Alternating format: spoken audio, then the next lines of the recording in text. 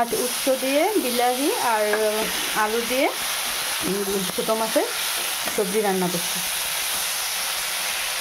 কার কার ভালো লাগে উচ্চ দিয়ে তরকারি খেতে প্লিজ একটু কমেন্ট করে জানাবে। আমার তো খুব ভালো লাগে, কিন্তু কি বলো তো, আগে বিয়ের আগে উচ্চ মানে কোনো সবজিই খেতাম না, শুধু আলু আর টমেটো খেতাম আর ফুলকপি, দিনে ফুলকপি খেতাম।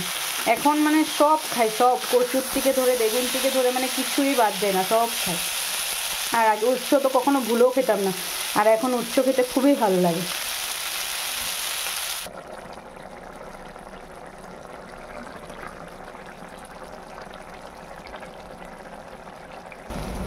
সবজিটা মোটামুটি হয়ে গেছে।